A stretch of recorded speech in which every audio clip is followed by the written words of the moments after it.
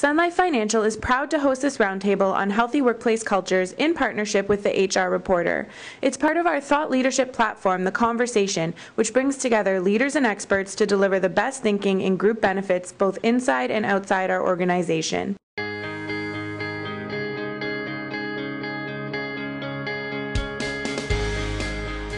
The problems associated with an unhealthy workplace culture go far beyond issues of morale and lost productivity. There are significant legal risks organizations could face if poor behavior is left unchecked. At a recent roundtable moderated by Canadian HR Reporter in partnership with Sun Life, we got together a panel to discuss the importance of healthy workplace cultures. In this video, the second of a three-part series, employment lawyer Howard Levitt discusses the legal implications of a toxic workplace, including negligence, wrongful dismissal, discrimination, and health and safety fines. Well, look, there's a battery of things. First of all, there's constructive dismissal actions. And there's a increasing group of lawyers working on contingency in this city, in this province, and for that matter, this country, who are happy to take employees, advise them to resign, and sue for constructive dismissal because they're having a dispute with their employer of one kind or another. And although the law is that constructive dismissal has to be objective, employees don't understand that particular bifurcation. And if they feel they're harassed, even though it may not qualify as harassment of the courts, they're happy to take that advice, resign their positions, and sue. But quite apart from claims that might be bogus or questionable, if an employer acts in a way toward an employee that the court decides objectively no reasonable employee should have to countenance, then that's a constructive dismissal, and they have the right to resign and treat it as a wrongful dismissal. And because of the nature of the claim, it's not only going to be wrongful dismissal with the concomitant damages, but there's a greater chance of moral damages, Honda damages, punitive damages, aggravated damages, if they get medical support for that. So that's a real issue. So that's the first thing. Secondly is negligence claims.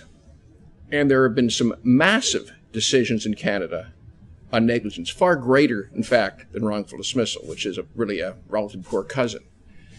If an employer should know that an employee is breaking down physically, emotionally, psychiatrically, they have complaints, maybe they've had some symptoms of before that they should have been aware of, and the employee then has a real issue, such that maybe they do have a nervous breakdown and have to leave the workforce, then the employer can be sued not so much for the constructive dismissal. They could be, but that's minor. But for negligence, and the individual who did it, if there's a particular abuser, a manager in the workplace who did it, can also be sued, and the damage can be up to payment until they'd otherwise have retired.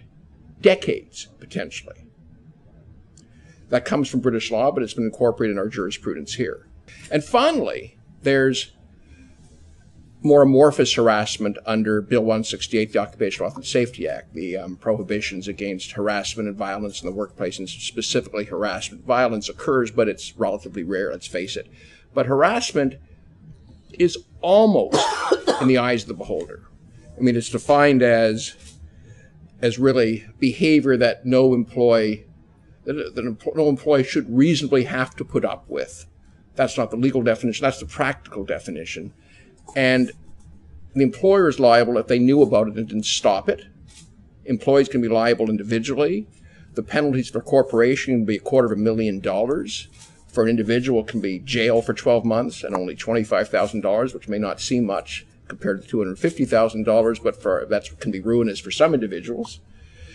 And it's so nascent, so recently developing, that there's unlimited potential, depending on the enforcement mechanism, depending on who the inspector's views, depending on how it's treated at the board level, that it's a real risk for employers, again, depending upon how the law develops. It could end up being very persuasive, or could end up being interpreted very narrowly. So far, there haven't been a great many cases on it, and the cases have been happily quite reasonable.